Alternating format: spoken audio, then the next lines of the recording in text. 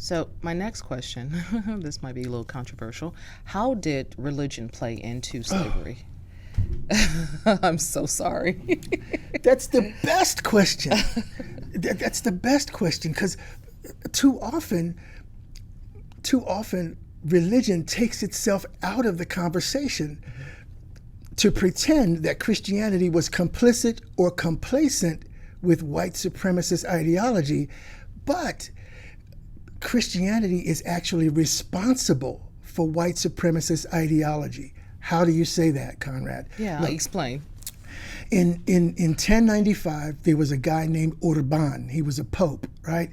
And he came up with he gave a speech because he was trying to start the Crusades. The Crusades started in 1096, but this is 1095. It's the year before, right? And they want to drive out the Ottomans from the Holy Land and all of that. And what he said to the monarchs of Europe was, "I'm giving you a process called terra nullius. Any piece of land that which in Latin means empty land, any piece of land that you come across that is not already ruled by Christians, you can nullify the existence of the people there. And then if you could pretend that the people aren't there, then that means that you discovered it." Wow. Right? So terra nullius was the process. So that was 1095.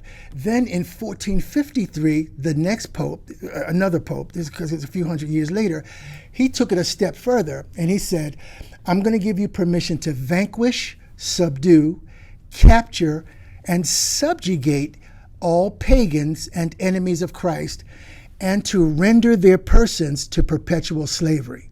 Right? So that was the church.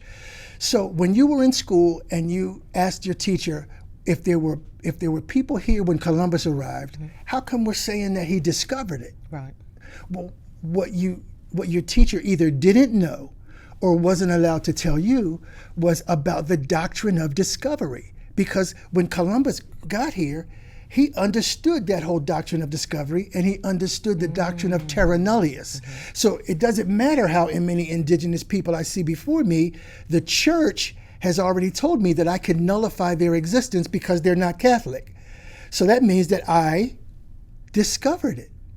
So the fact that they still use the word discover in school is basically giving tacit approval still to the Catholic Church for a doctrine they came out with in the 15th century, that literally nullified the existence of anybody who wasn't Catholic.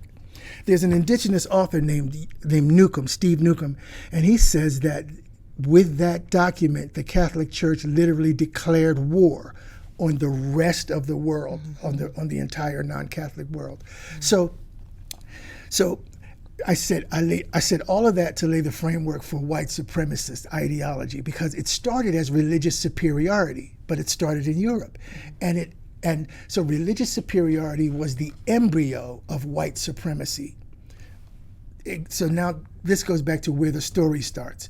Too often when we think about white supremacy, we want to start the story in the Deep South, but that's the wrong place to start the story. Because the story starts with the church back in the 11th century. Hey guys, welcome to our YouTube channel. Make sure you subscribe, like, share, and comment. You never know what I might be in the comments. And also, thank you guys for continuing to watch.